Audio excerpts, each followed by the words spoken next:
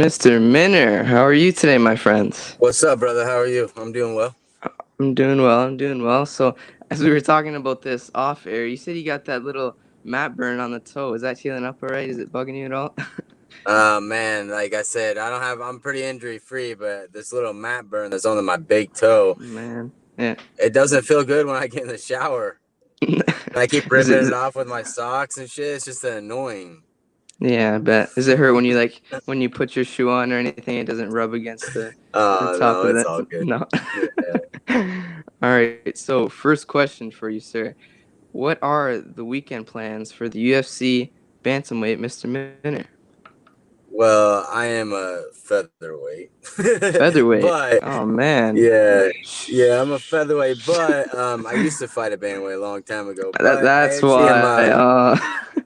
I'm actually throwing a show in Syracuse, Nebraska, which is about 20 minutes from my hometown. I got my little brother and about six of guys that I help coach fighting on there. So my little brother's making his pro debut. So I'm actually getting ready to head over there and start setting up for that. All right, perfect. So, tell us about your brother Brady, who's making his professional debut. Are you as excited for him as he is? Are you more excited? What's the feeling going into that?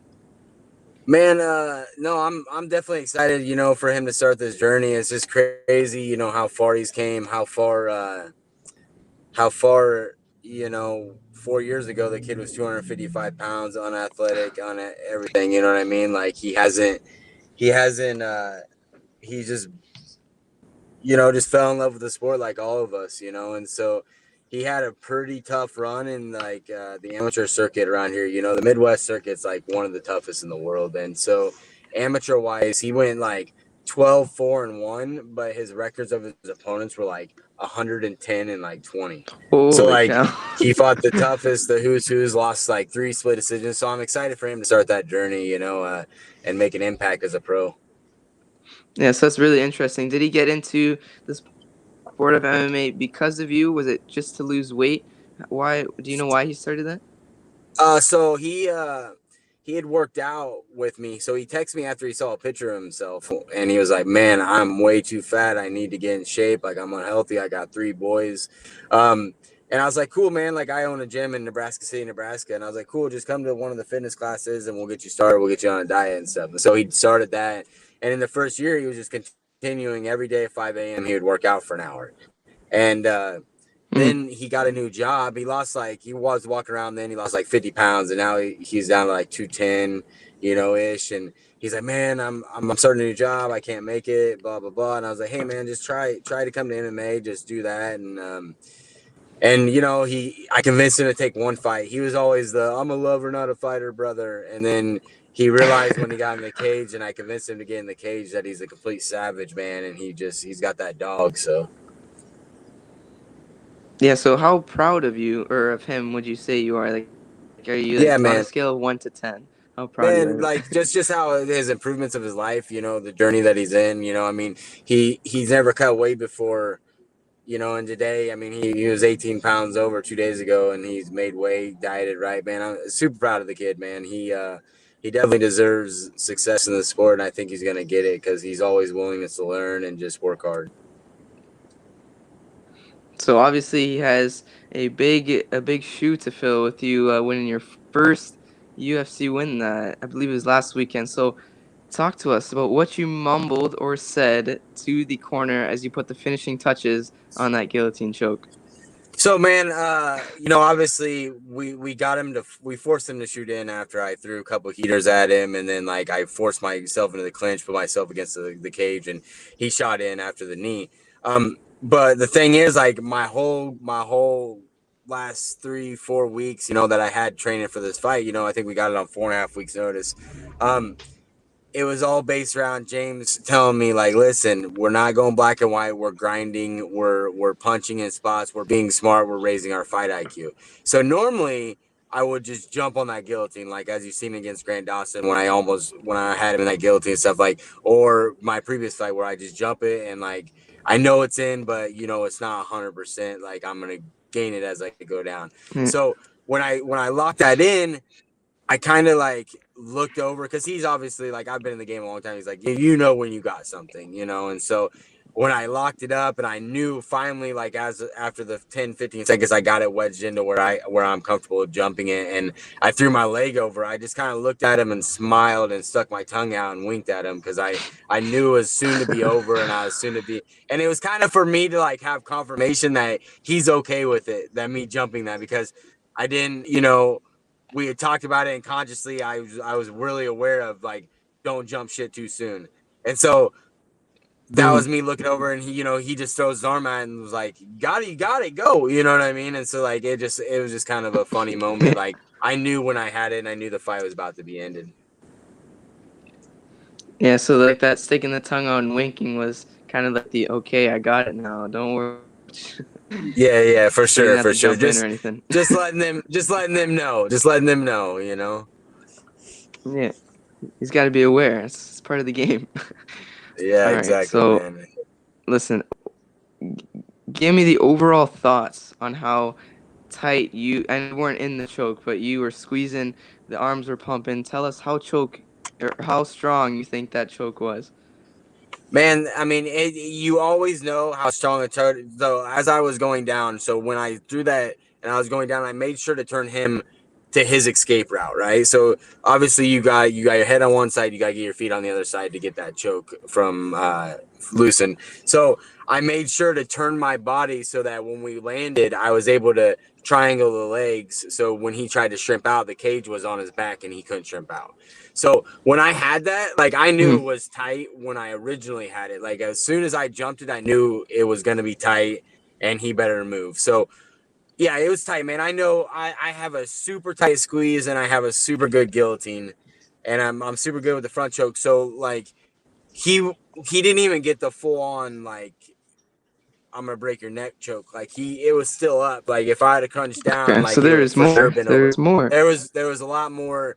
Like, Mm, it was super tight, but, like, if he would have fought anymore, it would have been even worse for him. So really?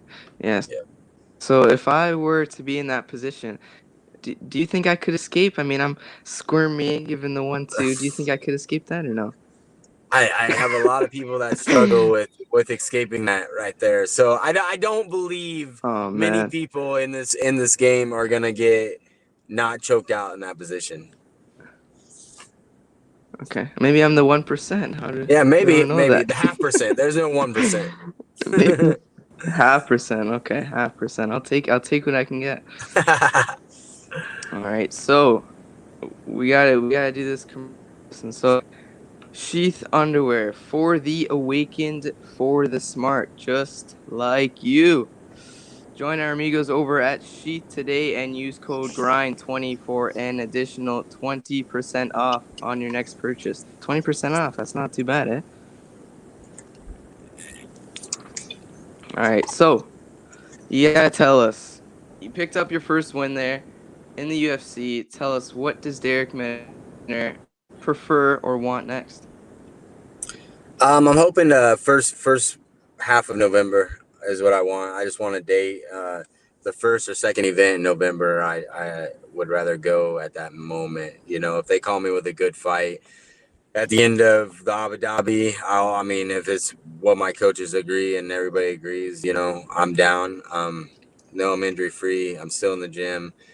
So hopefully we get a November date and get one more in before the end of the year. Yeah, so you must have seen the fights that went on Fight Island, but when you think of Fight Island and Abu Dhabi, what comes to your mind? Like, are you thinking like super hot? Are you thinking small cage, big cage?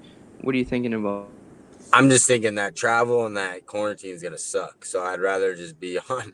I'd rather be Oh on man. the Vegas card when they get back. But I think it would be an awesome experience to travel there and get all that stuff in. But I'd just rather be fight in Vegas, and get that out of the way here in November. But I mean, if I'm needed over there, I'll go on it. I'm one of those guys that is willing to fight whenever and whoever. So. So you'd rather fight in Vegas? I mean, I don't know. I wouldn't mind going to Abu Dhabi. I see they got the cage on the beach. nice Yeah, little no, it'd be vacation, cool, but but you know, the thing is, like, you're quarantined when you got to go to Vegas and quarantine, get COVID test. You got a 15-hour flight. You got to quarantine out there. You know, if you get injured yeah, or you got to quarantine for 2 weeks, like all that stuff. So, yeah, I guess you're right there. I gotta give that to you. All right, so there he is. How's it going? what? Where at? What, you want to give me a ride? Where to? I just gotta get my car from Sorry about this. over by the old lady's parents' house. All right. You're good. You're good.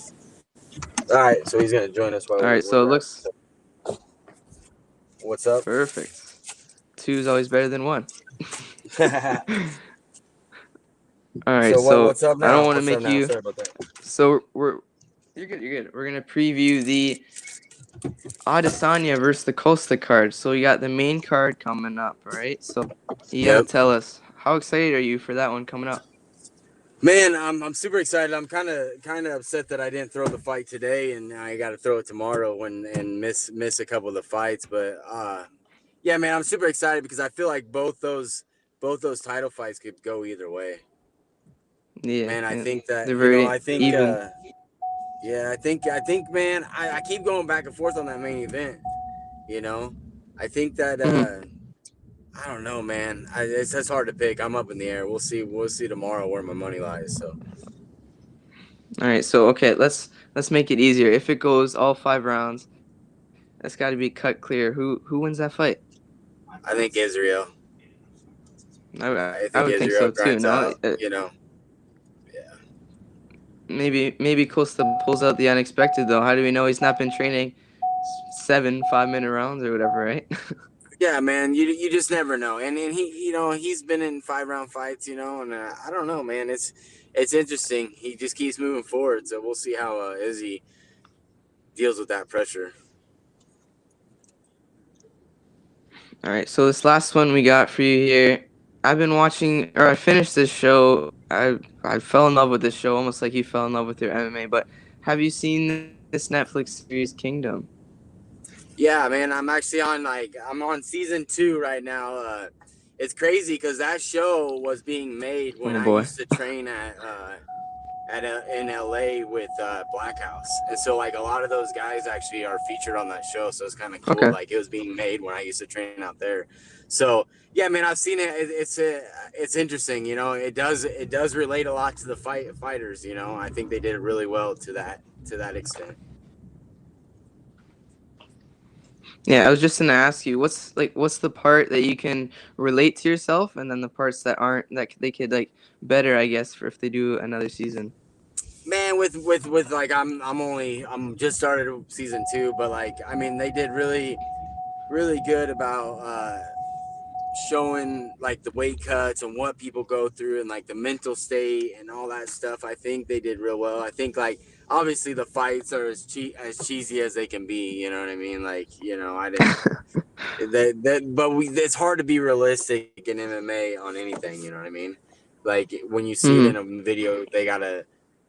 Yeah, it's definitely choreographed, and they're not like all of them aren't real actors. So you know what I mean. So it's just different, but yeah, I mean, I feel like it's a good show. My girlfriend finished it without me while I was at camp, and she loved it. So Oh man, you missed out on that. yeah. So I'll have to go rewatch it here in the next fight camp. Hopefully, it starts soon.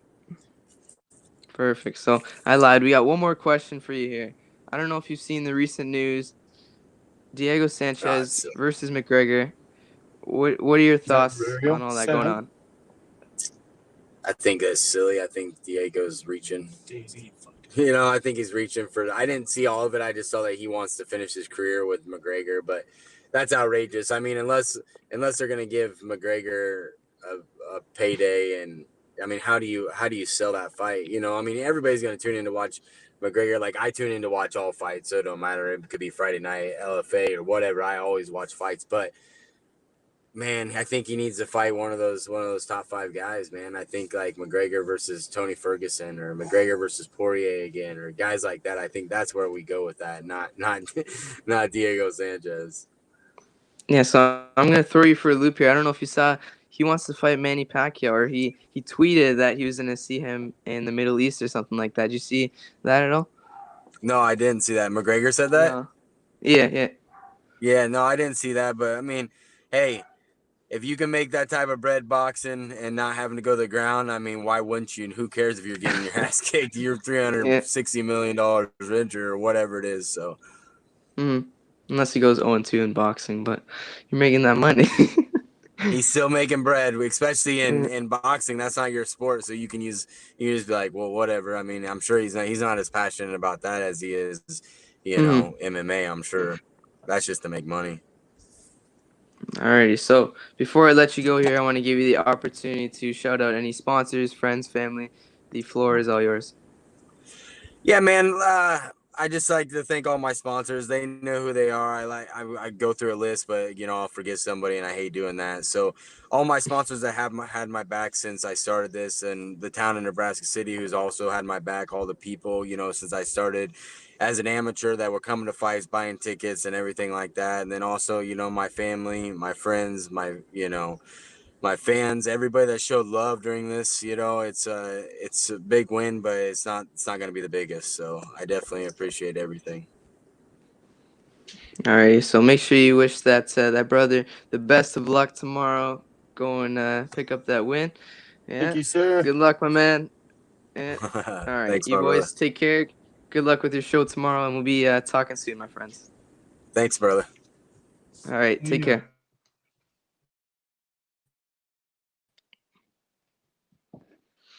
All right, so there he was, Darrick Minner. We talked to him for the second time off his first round 52-second guillotine choke. To be honest, I feel I might be able to squirm out of that, like we mentioned, but I don't know. He thinks I'd be that 0.5%, but we'll have to find that out one day. So Darrick Minner, 25-11. He is a UFC featherweight, he said. So we'll be talking to him very soon. We'll be talking to him soon. And tune in next Friday when we will speak with another special guest already confirmed, but make sure you tune in, subscribe to the channel, and we will be seeing you next Friday.